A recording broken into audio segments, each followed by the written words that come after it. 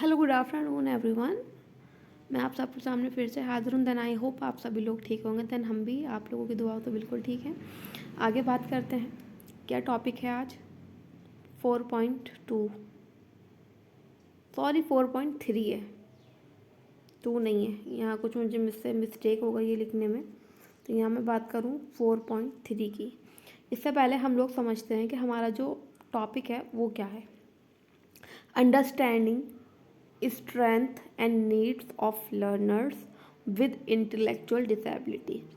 बौद्धिक दिव्यांग शिक्षार्थियों की ताकत और ज़रूरत को क्या है समझना।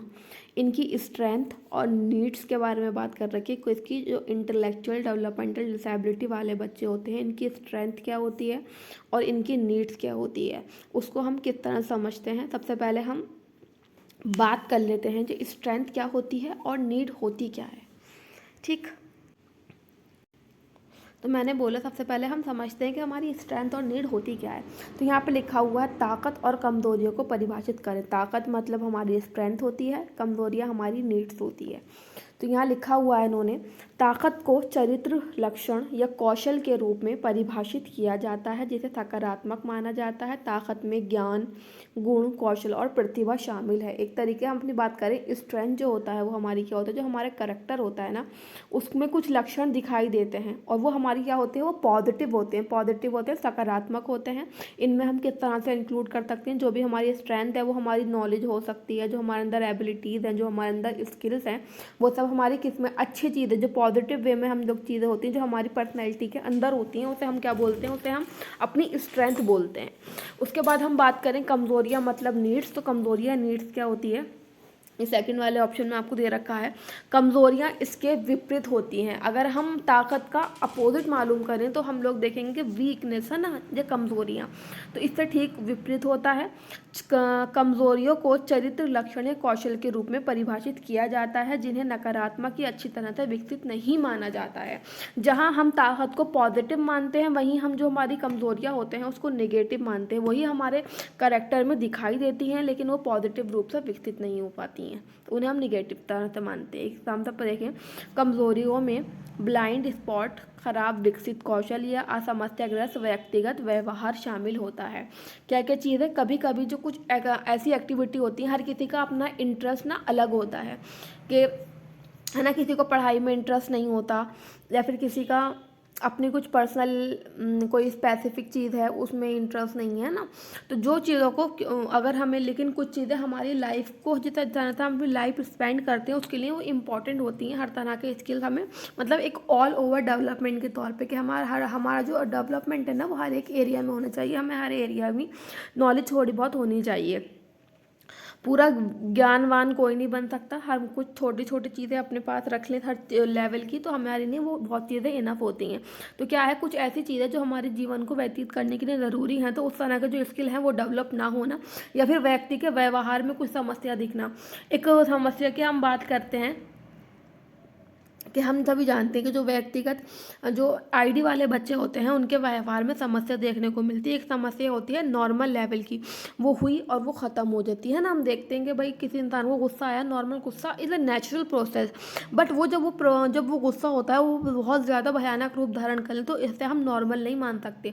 तो ऐसी चीज़ें जो हमारी पर्सनैलिटी को निगेटिव दिखाती हैं वो हमारी क्या होती हैं, वो हमारी कमज़ोरियाँ होती हैं। ऐसी चीज़ें जो हमारी पर्सनैलिटी को पॉजिटिव वे में रिप्रेजेंट करती हैं वो होती हैं हमारी ताकत। तो अब हमने क्या समझा, हमने देख लिया कि हमारी ताकत और कमज़ोरी मतलब स्ट्रेंथ और नीड होती क्या है। सबसे पहले हम लोग समझते हैं कि ताकत होती क्या है। ताकत क्या है जी, लेकिन कुछ शोधों से पता चला है कि विभिन्न प्रकार की जो हमारी स्ट्रेंथ होती है इंसान के अंदर वो विभिन्न प्रकार की होती हैं। अध्ययन से पता चला है कि जो हमारी ताकत है वो 5 प्रकार की होती हैं। एक करके देखते हैं कौन से प्रकार है। एक लिखा है यहाँ पे पारस्परिक ताकत, उसमें लिखा है नेतृत्व, टीम वर्क, दयालु, माफ़ी, फेयरनेस। ऐसी एक्टिविटीज़ जो हमें सोशलाइजेशन सिखाती हैं। नेतृत्व है ना, टीम वर्क के मतलब हमेशा सबसे मिलके ग्रुप में काम करना चाहिए। दयालुता, अपने अंदर दयालुता रखनी चाहिए, लोगों को माफ़ करना चाहिए। और फेयरनेस मतलब कि ईमानदार होना चाहिए इंसान को। ये जो हमारी एबिलिटीज़ हैं ये हमारी क्या है, ये हमारी स्ट्रेंथ है, ये हमारी पॉजिटिव स्ट्रेंथ है। यही हमारी जो पर्सनैलिटी होती है उसको पॉजिटिव वे में प्रेजेंट करती हैं। आगे देखें, बौद्धिक शक्तियाँ बौद्धिक शक्ति है सेकंड प्रकार की ताकत है। उसमें क्या लिखा है, सीखने का प्यार, रचनात्मक, जिज्ञासा, ग्रहणशीलता।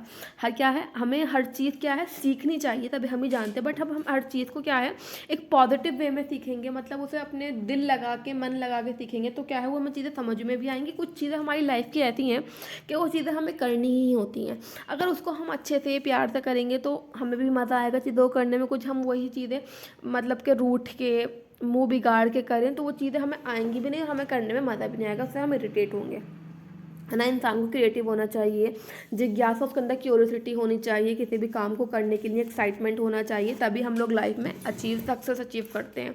उसके बाद ग्रहणशील, कभी कभी हमें कुछ हमने एक्टिविटी की है ना, तो हमें क्या है कुछ कभी कभी हमें मोटिवेशन मिलती, कभी कभी हमें प्रशंसा मिलती है, कभी कभी लोग हमें उसमें जो मिस्टेक्स होती हैं वो भी बताते हैं। तो हर जो भी एक्टिविटी होता है उस चीज़ को हमें क्या आराम से एक्सेप्ट कर लेना चाहिए कि देन हाँ यहाँ पे मेरी मिस्टेक है, यहाँ पे मुझसे ही कमी हुई है, यहाँ मेरी गलती थी। आगे बात करें भावनात्मक ताकत। भावनात्मक ताकत क्या होती है, उत्तेजकता, आशा और वीरता। यहाँ पे 3 तरह की बातें कर रखी है।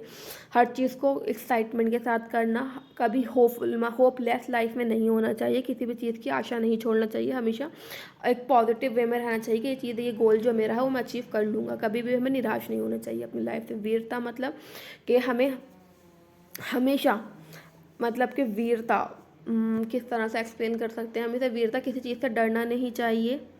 अगर हमारे सामने एम है, अगर हम उस तरह से अभी कह देंगे भाई ये मुझसे नहीं होगा, अगर हमने खुद ही अपने आप को खुद ही अपने आप के हम हार गए हैं अपने ही नज़रों में, तो हम लाइफ में फिर कुछ नहीं करेंगे। तो हमें क्या हमेशा पॉजिटिव रहना चाहिए और हमेशा अपनी लड़ाई लड़नी चाहिए चीज़ों के लिए। आगे बात करें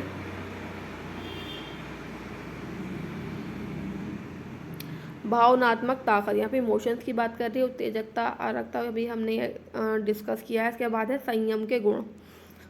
उसके बाद ये आता है प्रूडेंस, आत्मनियमन, ईमानदारी। हमने ये चीज़ जो है ना ज़्यादातर रिपीट ही से हो रही है। प्रूडेंस हमारा आत्मनियमन, सेल्फ मतलब कि ख़ुद को कंट्रोल किस तरह से करना है, ईमानदारी के हमें किस तरह से चीज़ों में लोगों के साथ फेयर रहना है विदाउट चीटिंग। धार्मिक शक्तियाँ, धार्मिकता के हमें अपने जो भी हम रिलीजन्स को मानते हैं, है ना, उसमें भी हमें क्या है कुछ ना कुछ शक्तियाँ होती हैं, हमें उन पर विश्वास रखना चाहिए। जो भी हम रिलीजन से व्यतीत करते हैं, कर्णता के चीज़ों को हमें क्या है पॉजिटिव वे में रहना चाहिए, कभी भी चीज़ों को निगलेक्ट नहीं करना चाहिए। सुंदरता की सराहना, अगर हमें हमारे अंदर कुछ एबिलिटी है उसकी हम प्रशंसा करें तो सामने वाले अंदर व्यक्ति के अंदर कुछ अगर आपको इस तरह की एबिलिटी दिखाई देती है तो आपको क्या है कि हमेशा उसे अप्रिशिएट करना चाहिए, उसकी हमेशा सराहना करनी चाहिए। यदि आपके पास एक क्षेत्र में शक्तियां हैं तो आपके पास उस क्षेत्र में अन्य शक्तियां होने की संभावना अधिक हो सकती है, लेकिन हमेशा ऐसा नहीं होता क्योंकि प्रत्येक व्यक्ति अद्वितीय होता है। यहाँ पे बात कर रखी है अगर आप लोगों के हमारे पास किसी भी एक पर्टिकुलर स्थान में क्या है कुछ स्ट्रेंथ है तो हमें क्या है उसी एरिया में आगे बढ़ने के लिए क्या है हमारी और स्ट्रेंथ जो है हमारी वो आगे चल के डेवलप हो सकती है। बट ऐसा नहीं होता कि हर इंसान का पर्टिकुलर एक ही एरिया में है ना। हर इंसान क्या होता है अलग होता है, इंडिविजुअल होता है, तो उसके अलग अलग नीड्स भी होती है, उसके अलग अलग क्या होती है स्ट्रेंथ होती है। यहाँ हमने जाना स्ट्रेंथ के बारे में, अब हम देखते हैं नीड्स के बारे में। कमज़ोरियाँ क्या हैं अभी हमने शॉर्ट में देखा, बट अब हम फिर से जानने की कोशिश करते हैं। कमज़ोर होने का मतलब यह नहीं कि आप में किसी ख़ास ताकत की कमी है, इसका सीधा सा मतलब है कि आपके पास वह ताकत कम है, या इसका मतलब यह है कि आपका एक ऐसा पहलू आपकी अन्य शक्तियों की तरह मजबूत नहीं है। हर किसी के अंदर सिर्फ नीड्स नहीं होती हैं, अपनी अपनी हम हर वे में हमारे पास स्ट्रेंथ भी होती हैं, बट क्या है हर किसी का जो इंटरेस्ट होता है, जो उनकी रुचियाँ होती हैं वो अलग अलग क्षेत्रों में हो सकती हैं। तो यहाँ बात कर रखी है जो कमज़ोर होने का मतलब ये नहीं कि आपके अंदर कुछ कमी है, स्पेसिफिक कमी है ना, इसका सीधा सा मतलब ये है कि आपके पास कुछ पर्टिकुलर क्षेत्रों में क्या है वो चीज़ें कम हैं जो जो ज़्यादा होनी चाहिए थी। इसका मतलब ये है कि आपका पहलू अन्य शक्तियों की तरह मजबूत नहीं, कि मतलब आपके कुछ जो एरियाज़ हैं वो आपके बाकी क्षेत्रों की तरह क्या है वो मजबूत नहीं है, उसमें कुछ ना कुछ कमी है। उदाहरण के लिए दयालुता मेरी ताकत में से एक है, लेकिन मैं वास्तव में टीम वर्क में बहुत ख़राब हूँ। क्या है मैंने वही बात की, हमें बहुत तरह के हमें मालूम है कि बहुत तरह के स्ट्रेंथ होते हैं, तो यहाँ पे उदाहरण दिया कि उनके पास दयालुता है लेकिन उनके पास क्या है टीम वर्क नहीं है, वो समूह में कार्य नहीं कर पाते। इसका मतलब ये थोड़ी ना है कि वो एक स्पेसिफिक क्षेत्र में उनकी सारी कमजोरियाँ हो गई, है ना। हमारे पास अलग अलग हमारे क्षेत्र में कोई हमारी स्ट्रेंथ बनेगा तो कोई हमारी नीड्स बनेगा। मेरे पास बौद्धिक शक्तियाँ अधिक हैं लेकिन धार्मिक शक्तियाँ कम हैं। तो मैं कहूँगा कि मेरी कमज़ोरियाँ विश्वास और कृतज्ञता हैं। हम सभी में ताकत और कमज़ोरियाँ हैं और ये ठीक है। हमारी लक्ष्य हमारी ताकत को समझता है ना। जैसे हमने वही बात की, क्या क्या है ऊपर जो भी व्यक्ति की बात की जा रही है, वह दयालु है लेकिन टीम वर्क नहीं कर सकता है। क्या है, उसके पास बौद्धिक शक्तियाँ हैं, वो अच्छे से पढ़ सकता है ना, चीज़ों को समझ सकता है, लेकिन जो उसके पास धार्मिक शक्तियाँ हैं उसके पास वो नहीं है। तो हम अलग अलग वे में, लेकिन क्या है, कुछ ना कुछ हमें पर्टिकुलर चीज़ों में कहीं ना कहीं ऑल ओवर मतलब कि सब चीज़ों में अपनी नॉलेज को क्या है इन्हेंस करना चाहिए टाइम टू टाइम, और हमारी जो कमज़ोरियाँ हैं उनको हमें दूर होने का प्रयास करना चाहिए। अब हमने यहाँ पे समझा कि हमारी नीड्स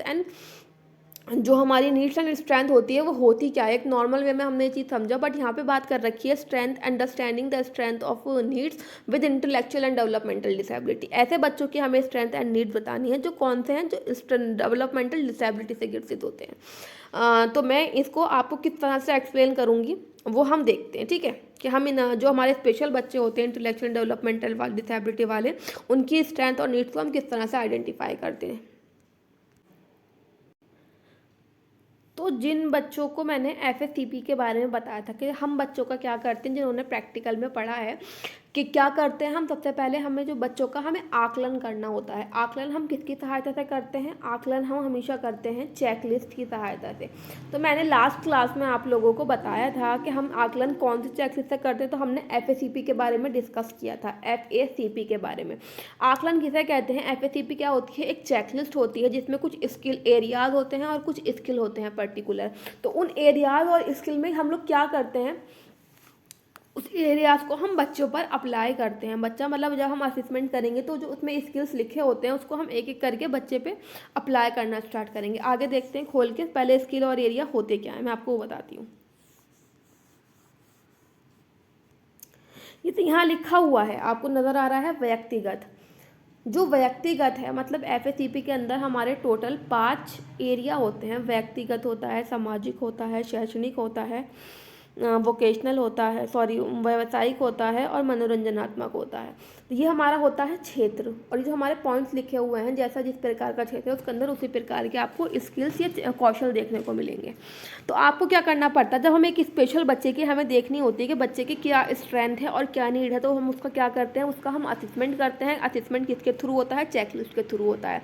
चेकलिस्ट कोई एक नहीं है कि एफएसीपी बता रही हूँ तो मैं सिर्फ एफएसीपी चेकलिस्ट है। चेकलिस्ट जो होती हैं, जो हमारे असेसमेंट टूल्स होते हैं वो बहुत तरह के होते हैं, वो बहुत प्रकार के हैं, वो अलग अलग डिसेबिलिटी के लिए अलग अलग यूज़ होते हैं। जैसे मैं एक दो एग्जांपल आपको दूं कि जो मैं बता रही हूँ स्टेम, ये एफएसीपी है, एक एमडीपीएस होती है, बेसिक एमआर होती है ना, एमजेड, बहुत तरह की आपकी होती हैं। जैसे जैसे हम आगे प्रैक्टिकल का वर्क करेंगे ना आप समझ में आ जाएगा कि आपको चेकलिस्ट क्या होती है। बट आज हमारा टॉपिक है स्ट्रेंथ और नीड आइडेंटिफाई करना, बच्चे किस तरह से हम आइडेंटिफाई करेंगे।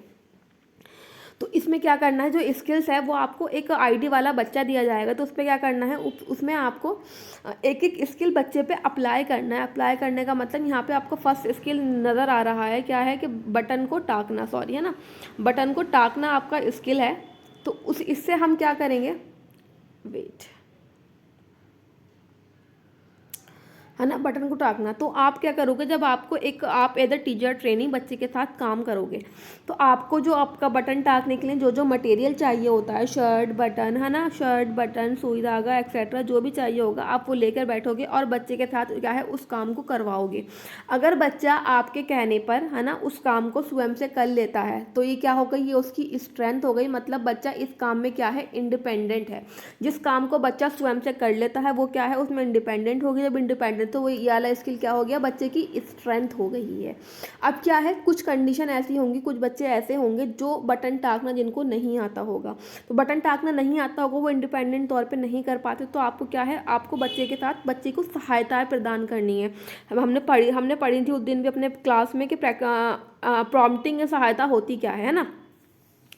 तो उसमें लिखा हुआ था बटन टाकना। अगर आपने क्या किया, वर्बल सहायता दी बच्चों को, सॉरी वर्बल प्रॉम्प्ट दिया या फिर मौखिक सहायता दी, गेस्चर प्रॉम्प्ट दिया या फिर सांकेतिक सहायता दी, फिजिकल प्रॉम्प्ट या मतलब कि शारीरिक सहायता दी। अगर आप बच्चे को किसी सहायता से उस काम को करवा रहे हो तो मतलब वो काम बच्चे को नहीं आता, वो बच्चा उस काम में क्या है, आपके ऊपर डिपेंडेंट है। तो अगर बच्चा किसी काम पे आपके ऊपर डिपेंडेंट है तो वो क्या हो गई, वो बच्चे की नीड्स हो गई। तो हम इसी अपनी चेकलिस्ट के थ्रू हम आइडेंटिफाई करते हैं असेसमेंट करके कि बच्चे की नीड्स क्या होती है और बच्चे की स्ट्रेंथ क्या होती है। हर मतलब कि पर जो आपका स्किल दे रखा है इसको हम अप्लाई करेंगे बच्चे पे और आइडेंटिफाई करेंगे कि बच्चे की व्यक्तिगत क्षेत्रों में क्या नीड्स हैं, क्या स्ट्रेंथ है। इसी तरीके से हम उसका सामाजिक का असेसमेंट करेंगे, उसका व्यक्तिगत का करेंगे, उसका वोकेशनल का करेंगे, उसका रिक्रिएशन का करेंगे, जितने 5 स्किल हमारे होते हैं। इसी प्रकार से हम हर कोई सी भी चेकलिस्ट का यूज़ कर सकते हैं बच्चे की स्ट्रेंथ और नीड का पता लगाने के लिए। तो आई होप आप जिन्होंने उस दिन FACP क्लियरली पढ़ी है उनको वो चीज़ें समझ में आ गई होंगी, और जिन्होंने नहीं क्लास ली थी उनके लिए मैं FACP पे पूरा एक वीडियो लेकर आऊँगी, है ना। तो आप लोगों को चीज़ तब समझ में आ जाएगी। बट अभी हमारा जो मेन था कि हमें समझनी है, हमें आइडेंटिफाई करनी है बच्चे की नीड्स और स्ट्रेंथ, देन वो मेरा क्लियर कर दिया है। देन आई होप आपको चीज़ें समझ में आई होंगी। Okay then, thank you for watching my video.